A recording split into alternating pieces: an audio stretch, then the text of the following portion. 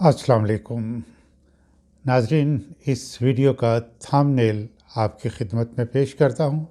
पहली लाइन है, जहाँ इंसाफ ना हो वो माशरे उजड़ जाते हैं।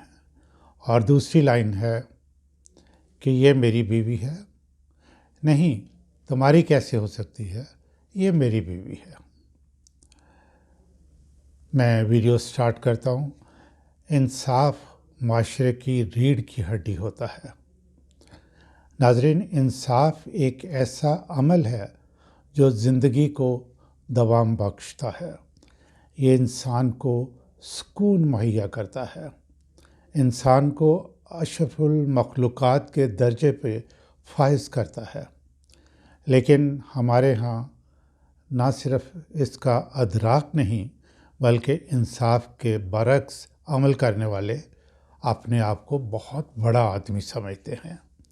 इस मौजू पर मज़ीद बात करने से पहले मैं आपकी खिदमत में एक कहावत और एक हदीस पेश करना चाहूँगा। ये कहावत मैं बचपन में अपने बड़ों से सुना करता था। ये वो ज़माना था जब बड़े छोटे बच्चों को रात सोने से पहले अपने साथ लिटा के कहानी सुनाते थे, ताकि और कहानी का अंजाम जो है वो इंतहाई सबक आमूज़ होता था। इससे बच्चों की करैक्टर बिल्डिंग होती थी, यानी किरदार मजबूत होता था। कहावत कुछ यूँ है कि एक तोता और एक तोती, यानी वो अपनी बीवी के हमरा सुबह सुबह खुराक की तलाश में निकले। बातें करते हुए वो बहुत दूर निकल गए और अंधेरा हो गया। अंधेरे में वापसी मुमकिन नहीं थी। रास्ते में एक बहुत बड़ा बाग नज़र आया, तो उन्होंने फ़ैसला किया कि रात इसी बाग में बसर कर ली जाए। जो ही वो बाग में दाखिल हुए तो एक उल्लू ने बड़ी खुश दिली से उनका इस्तकबाल किया। अब उल्लू को तो अंधेरे में सब कुछ नज़र आ रहा था। उल्लू ने पास दरख्त से अमरूद और लुकाट तोड़कर उनको खिलाए। तोता और तोती उल्लू की मेहमान नवाजी से बहुत खुश हुए, बातें करने शुरू हो गए। तोते ने उल्लू से पूछा कि ये बहुत बड़ा बाग है, लेकिन उजड़ा क्यों है? उदासी भी बहुत महसूस होती है, हालांकि पास ही एक बहुत खूबसूरत पानी की नदी है। उल्लू जवाब देने की बजाय इधर उधर देखना शुरू हो गया, लेकिन सवाल का जवाब नहीं दिया। रात गहरी हुई तो तोता और तोती बिल्कुल गहरी नींद सो गए। उल्लू इधर उधर चक्कर लगाकर जो ही रोशनी हुई तो तोते और तोती के पास वापस आ गया।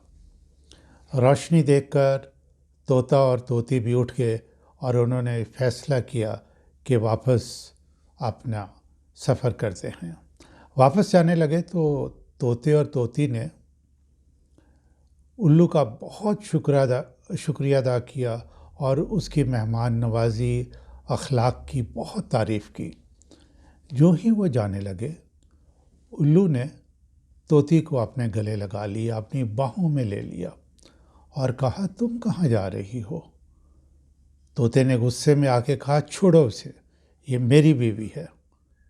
उल्लू गोया हुआ, तोते तुम्हारा दिमाग तो ख़राब नहीं हो गया, ये तो मेरी बीवी है।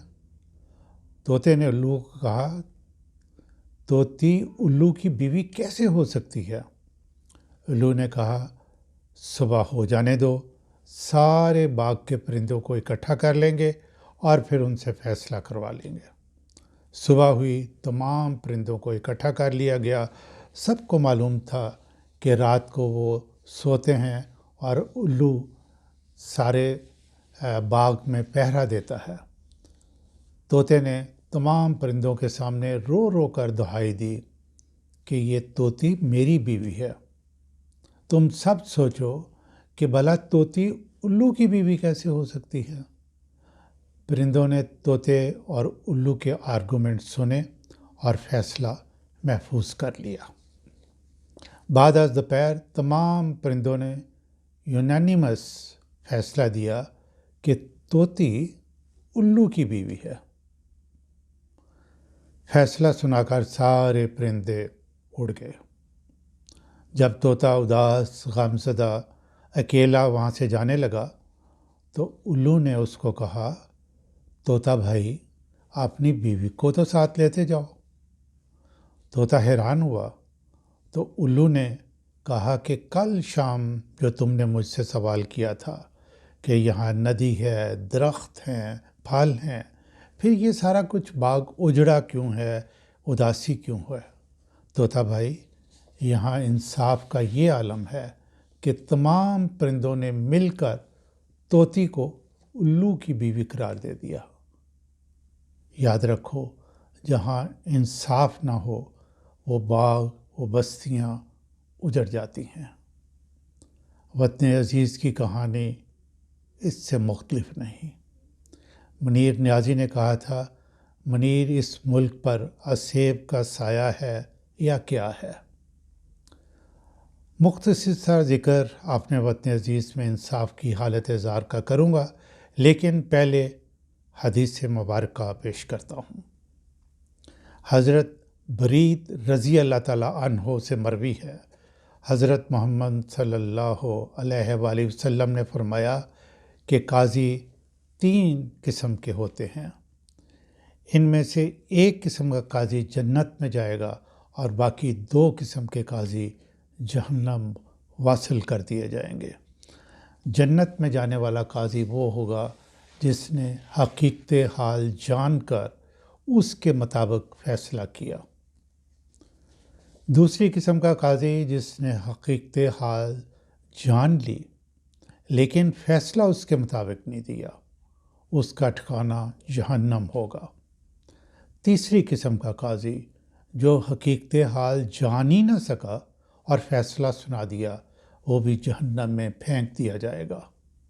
ناظرین، یہ فرمان رسول اللہ صلی اللہ علیہ وآلہ وسلم کا ہے، اس پر بحث کی گنجائش قطعاً نہیں۔ دوسری قسم کا قاضی یعنی اصل حقیقت جان کر بھی غلط فیصلہ دے۔ آپ اپنے ملک میں ذرا نظر دوڑائیں اور دیکھیں آپ کو کہاں کیا نظر آتا ہے، میں تفصیل میں نہیں جاؤں گا۔ ناظرین، انصاف کا عمل مقدمہ درج کرنے سے شروع ہوتا ہے، دوسرا مرحلہ تفتیش کا ہوتا ہے، تیسرا عدالت میں پیش کر کے فیصلہ کرنے کا ہے۔ ابھی پچھلے چند سالوں سے جو کچھ ہمارے ملک میں ہو رہا ہے وہ طوطے اور الو کی کہانی سے مختلف نہیں ہے، اور فیصلہ کرنے والوں کا انجام رسول اللہ صلی اللہ علیہ وآلہ وسلم کے فرمان سے مختلف نہیں ہوگا۔ کس نے مقدمات بنائے، کیوں بنائے، کیا حاصل کیا، کس نے مقدمات درج کیے، نیب ہو، ایف آئی اے ہو، اینٹی کرپشن ہو، اینٹی ٹیررسٹ کورٹس ہوں، تفتیشی ہوں، انہوں نے ہمارا باغ اجاڑ کے رکھ دیا ہے۔ اب یہ عالم ہے کہ یہ بات میں ایک معروف قانون دان سے سن رہا تھا کہ بیرونی ممالک سے انویسٹمنٹ لانے کی کوشش کریں تو انویسٹرز پوچھتے ہیں کہ کسی اختلاف کی صورت میں فیصلہ کون کرے گا؟ جب بتایا جاتا ہے کہ ہماری عدالتیں، تو وہ انویسٹمنٹ لانے سے انکار کر دیتے ہیں۔ انصاف کی ہر شعبہ میں ضرورت ہے۔ آپ نے یہ ٹیکس اکٹھا کرنا ہو، ڈیولپمنٹ کرنی ہو، انسانی حقوق کی بات ہو، ریسورسز کی تقسیم کرنی ہو، نوکریاں دینی ہو، عہدہ کے لحاظ سے مراعات دینی ہو، قوانین کا اطلاق کرنا ہو، انصاف ہی ریڑھ کی ہڈی ہے۔